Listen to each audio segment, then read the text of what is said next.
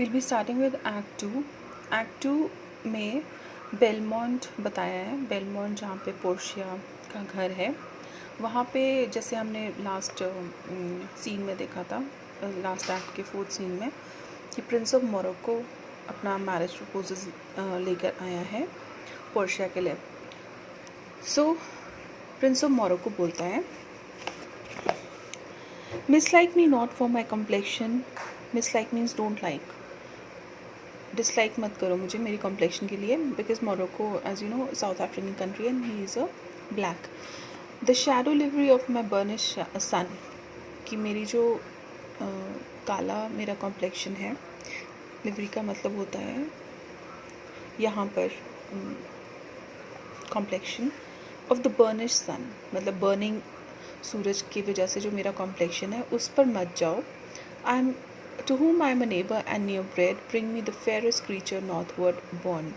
मैं जहाँ का पड़ोसी हूँ और जहाँ पे मैं पैदा हुआ हूँ, मैं वहाँ के लोग बहुत ही अच्छे होते हैं। फेयरेस्ट क्रीचर मतलब सबसे अच्छे लोग होते हैं जो कि नॉर्थ में पैदा हुए हैं।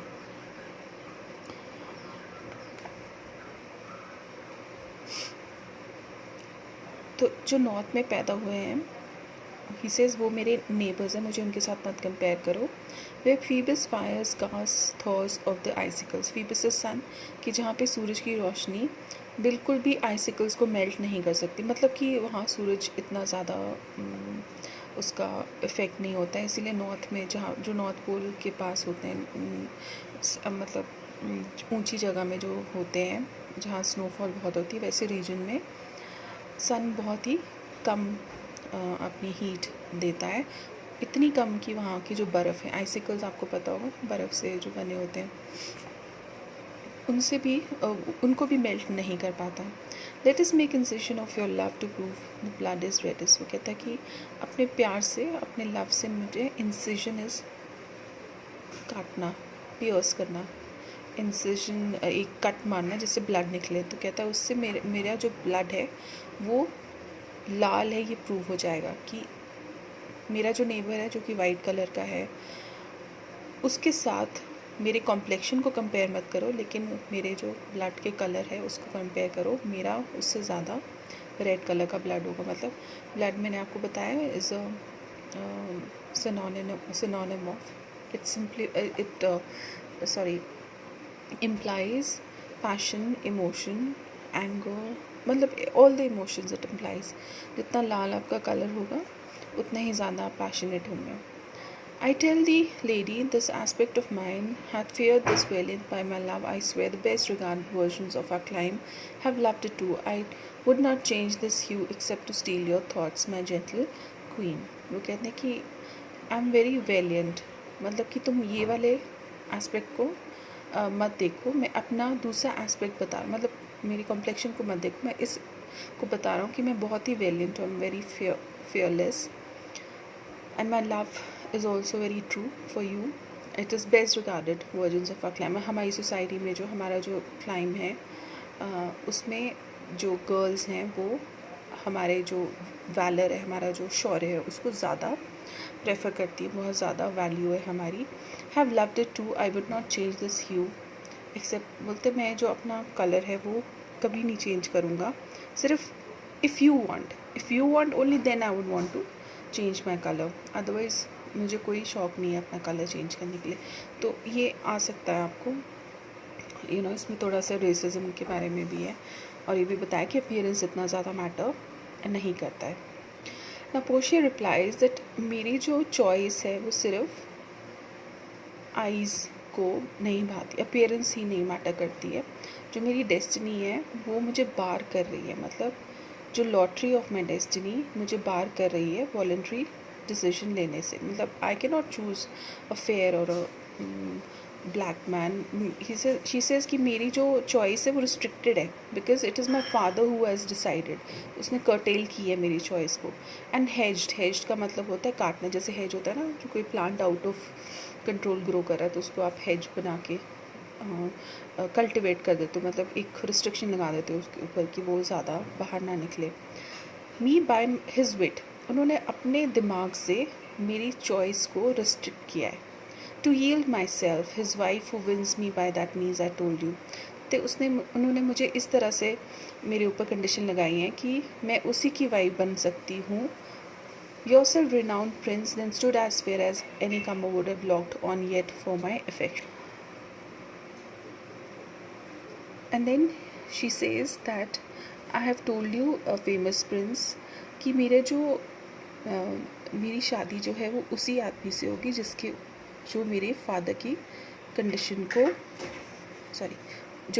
की कंडीशन को फुलफिल करता है. And I have no choice in that. Then he says even for that I thank you therefore I pray lead me to the caskets. वो बोलते हैं ठीक है, अगर ये भी कंडीशन है तो लीड मी टू द कास्केट्स, उन 3 कास्केट्स के पास जाओ, मेरे फॉर्च्यून को ट्राई करो. लेकिन मैं अपने बारे में बताता हूँ कि जो मेरी तलवार है